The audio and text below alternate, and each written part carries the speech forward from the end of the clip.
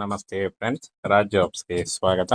Friends, ಇಲ್ಲಿ ಕಾಣಿಸ್ತಾ ಇದೆ ನೋಡಿ, ಅಧ್ಯಾಪಕರು ಮತ್ತು ಕಚೇರಿ ಸಹಾಯಕರು ಹಾಗೂ ಅಟೆಂಡೆಂಟ್ ಮತ್ತು ಕಾವಲುಗಾರ ಹಾಗೂ ತೋಟಗಾರ ಹುದ್ದೆಗಳಿಗೆ ನೇಮಕಾತಿ ನಡೀತಾ ಇದೆ. ಈ ಹುದ್ದೆಗಳು ಎಲ್ಲಿಂದ ನೇಮಕಾತಿ ಆಗ್ತಾ ಇದಾವೆ, ಹಾಗೆ ಯಾವ ರೀತಿಯಾಗಿ ಅರ್ಜಿಗಳನ್ನ ಸಲ್ಲಿಸಬೇಕು ಅನ್ನುವಂತ ಸಂಪೂರ್ಣ ಮಾಹಿತಿ ವಿಡಿಯೋದಲ್ಲಿ ಇರುತ್ತೆ. ವಿಡಿಯೋನ ಕೊನೆವರೆಗೆ ನೋಡಿ.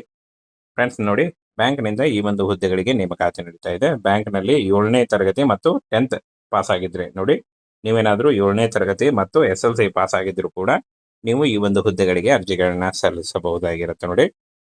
ಜಿಲ್ಲಾವಾರು ಒಟ್ಟು 11 ಹುದ್ದೆಗಳಿದಾವೆ. ಹಾಗೆ ಇನ್ನ ವಯೋಮಿತಿ ನೋಡಿ, 22ರಿಂದ 40 ವರ್ಷದ ಒಳಗಿನವರಾಗಿರ್ಬೇಕಾಗತ್ತೆ. ಹಾಗೆ OBC ಅಭ್ಯರ್ಥಿಗಳಿಗೆ 3 ವರ್ಷ, SC ಅಭ್ಯರ್ಥಿಗಳಿಗೆ 5 ವರ್ಷ ಹಾಗೂ PWD ಅಭ್ಯರ್ಥಿಗಳಿಗೆ 10 ವರ್ಷಗಳ ವಯೋಮಿತಿ ಸಡಿಲಿಕೆ ಕೂಡ ಇರುತ್ತೆ. ಆದಷ್ಟು ನಿಮ್ಮ ವಯಸ್ಸಿನ ಲೆಕ್ಕಾಚಾರ ಮಾಡಿಕೊಂಡು ನೀವು ಅರ್ಜಿಗಳನ್ನ ಸಲ್ಲಿಸಬಹುದು. ಇನ್ನು ಸಂಬಳ ನೋಡಿ, ಪ್ರತಿ ತಿಂಗಳಿಗೆ 30,000 ಇರುತ್ತೆ. ಅಧ್ಯಾಪಕರಿಗೆ 20,000, ಕಚೇರಿ ಸಹಾಯಕ ಈ ಒಂದು ಹುದ್ದೆಗಳಿಗೂ ಕೂಡ 20,000 ಇರುತ್ತೆ. ಅಧ್ಯಾಪಕರಿಗೆ 30,000 ಇರುತ್ತೆ. ಇನ್ನು ಅಟೆಂಡರ್ ಹುದ್ದೆಗಳಿಗೆ 14,000 ಇದ್ರೆ, ವಾಚ್ಮನ್ ಹುದ್ದೆಗಳಿಗೆ 12,000 ಇರುತ್ತೆ ನೋಡಿ. ಗಾರ್ಡನರ್ ಹುದ್ದೆಗಳಿಗೂ ಕೂಡ 12,000 ಇರುತ್ತೆ. ಇನ್ನು ಈ ಒಂದು ಹುದ್ದೆಗಳಿಗೆ ಅರ್ಜಿ ಸಲ್ಲಿಸಲಿಕ್ಕೆ SLC, ಮೆಟ್ರಿಕ್ಯುಲೇಷನ್, 7ನೇ ತರಗತಿ ಹಾಗೂ ಕಂಪ್ಯೂಟರ್ ಜ್ಞಾನ ಪಾಸ್ ಇದ್ರೆ ನೀವು ಈ ಒಂದು ಹುದ್ದೆಗಳಿಗೆ ಅರ್ಜಿಗಳನ್ನ ಸಲ್ಲಿಸಬಹುದಾಗಿರುತ್ತೆ. ಇನ್ನು ಆಯ್ಕೆ ಪ್ರಕ್ರಿಯೆ ನೋಡಿ, ವೈಯಕ್ತಿಕ ಸಂದರ್ಶನದ ಮೂಲಕ ಆಯ್ಕೆಯನ್ನ ಮಾಡಿಕೊಳ್ಳಲಾಗುತ್ತೆ ನೋಡಿ. ಕೇವಲ ವೈಯಕ್ತಿಕ ಸಂದರ್ಶನ ಇರುತ್ತೆ ನೋಡಿ. ಆಲ್ ಇಂಡಿಯಾ ನೇಮಕಾತಿ ಆಗುತ್ತೆ. ಕರ್ನಾಟಕದಲ್ಲೂ ಕೂಡ ಹುದ್ದೆಗಳು ನೋಡಿ. ಏಪ್ರಿಲ್ 24, 2026 ಸಂಜೆ 5 ಗಂಟೆ ಒಳಗಾಗಿ ನೀವು ಆನ್ಲೈನ್ ಮೂಲಕ ಅಫಿಷಿಯಲ್ ವೆಬ್ಸೈಟ್ಗೆ ಹೋಗಿ ನೀವು ಅರ್ಜಿಗಳನ್ನ ಸಲ್ಲಿಸಬೇಕಾಗತ್ತೆ. ಪೋಸ್ಟ್ ಹೆಸರು ನೋಡಿ, ಇನ್ನೊಮ್ಮೆ ಹೇಳ್ತೀನಿ. ಕಚೇರಿ ಸಹಾಯಕ, ಅಟೆಂಡರ್, ಕಾವಲುಗಾರ, ತೋಟಗಾರ ಮತ್ತು ಫ್ಯಾಕಲ್ಟಿ ಅಸಿಸ್ಟೆಂಟ್, ಆಫೀಸ್ ಅಸಿಸ್ಟೆಂಟು, ಹಾಗೆ ಅಟೆಂಡರ್ ಮತ್ತು ವಾಚ್ಮನ್ ಕಮ್ ಗಾರ್ಡನರ್ ಮತ್ತು ಈ ಒಂದು ಹುದ್ದೆಗಳಿಗೆ ಅರ್ಜಿಗಳನ್ನ ಕರೆಯಲಾಗಿದೆ ನೋಡಿ. ಈ ಒಂದು ಹುದ್ದೆಗಳಿಗೆ ನೀವು ಅರ್ಜಿಗಳನ್ನ ಸಲ್ಲಿಸಬಹುದಾಗಿರುತ್ತೆ. ಇನ್ನು ಫ್ರೆಂಡ್ಸ್, ಯಾವ ಒಂದು ಹುದ್ದೆಗಳಿಗೆ ಏನು ಅರ್ಹತೆ ಅಂತ ನೋಡೋದಾದ್ರೆ ನೋಡಿ, ಇಲ್ಲಿ ಅಧ್ಯಾಪಕರ ಹುದ್ದೆಗಳಿಗೆ ಅರ್ಜಿ ಸಲ್ಲಿಸ್ತೀರಾದ್ರೆ 30,000 ರೂಪಾಯಿ ಪರ್ ಮಂತ್ ಸ್ಯಾಲರಿ ಆಗಿರುತ್ತೆ. ಯಾವುದೇ ಡಿಗ್ರಿ, ಎನಿ ಡಿಗ್ರಿ ಮಾಡ್ಕೊಂಡಿದ್ರು ನೀವು ಅರ್ಜಿಗಳನ್ನ ಸಲ್ಲಿಸಬಹುದು. ಹಾಗೆ ಕಚೇರಿ ಸಹಾಯಕ ಈ ಒಂದು ಹುದ್ದೆಗಳಿಗೆ 20,000 ಪರ್ ಮಂತ್ ಸ್ಯಾಲರಿ ಆಗಿರುತ್ತೆ. ಯಾವುದೇ ಡಿಗ್ರಿ ಅಥವಾ PUC, BSW, BA, BCom ಮಾಡ್ಕೊಂಡಿದ್ರು ಕೂಡ ನೀವು ಈ ಒಂದು ಹುದ್ದೆಗಳಿಗೆ ಆನ್ಲೈನ್ ಅಪ್ಲೈ ಮಾಡಬಹುದು. ಇನ್ನು ಹಾಜರಾತಿ ನೋಡಿ, ಈ ಒಂದು ಹುದ್ದೆಗಳಿಗೆ 14,000 ಪರ್ ಮಂತ್ ಸ್ಯಾಲರಿ ಆಗಿರುತ್ತೆ. SLC ಪಾಸ್ ಆಗಿರಬೇಕು. ಸ್ಥಳೀಯ ಭಾಷೆ ಓದಲು ಬರೆಯಲು ತಿಳಿದಿದ್ರೆ ನೀವು ಅರ್ಜಿಗಳನ್ನ ಸಲ್ಲಿಸಬಹುದಾಗಿರುತ್ತೆ. ಇನ್ನು watchman come gardener 12,000 per month salary ಆಗಿರುತ್ತೆ. 7ನೇ ತರಗತಿ ಉತ್ತೀರ್ಣ ಆಗಿರ್ಬೇಕಾಗತ್ತೆ. ಹಾಗೆ ತೋಟಗಾರಿಕೆ ಅಥವಾ ಕೃಷಿಯಲ್ಲಿ ಏನಾದರೂ ಅನುಭವ ಇದ್ರೆ ನಿಮಗೆ ಮೊದಲ ಆದ್ಯತೆ ಇರುತ್ತೆ. ಹಾಗೆ 22ರಿಂದ 40 ವರ್ಷದ ಒಳಗಿನವರಾಗಿರ್ಬೇಕಾಗತ್ತೆ ನೋಡಿ ಅರ್ಜಿ ಸಲ್ಲಿಸಲಿಕ್ಕೆ.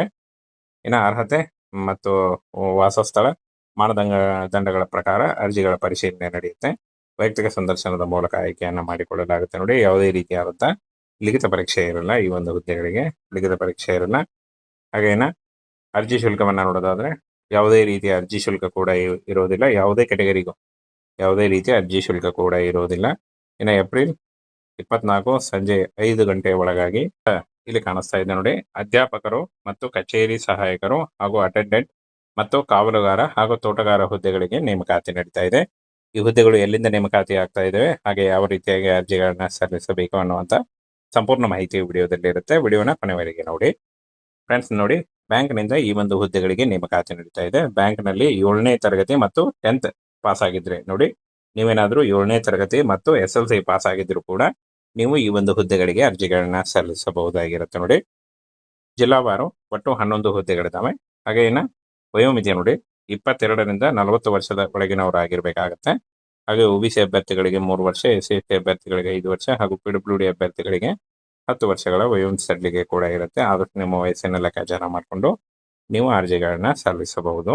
ಇನ್ನು ಸಂಬಳ ನೋಡಿ, ಪ್ರತಿ ತಿಂಗಳಿಗೆ 30,000 ಇರುತ್ತೆ. ಅಧ್ಯಾಪಕರಿಗೆ 20,000, ಕಚೇರಿ ಸಹಾಯಕ ಈ ಒಂದು ಹುದ್ದೆಗಳಿಗೂ ಕೂಡ 20,000 ಇರುತ್ತೆ. ಅಧ್ಯಾಪಕರಿಗೆ 30,000 ಇರುತ್ತೆ. ಇನ್ನು ಅಟೆಂಡರ್ ಹುದ್ದೆಗಳಿಗೆ 14,000 ಇದ್ರೆ, ವಾಚ್ಮನ್ ಹುದ್ದೆಗಳಿಗೆ 12,000 ಇರುತ್ತೆ ನೋಡಿ. ಗಾರ್ಡನರ್ ಹುದ್ದೆಗಳಿಗೂ ಕೂಡ 12,000 ಇರುತ್ತೆ.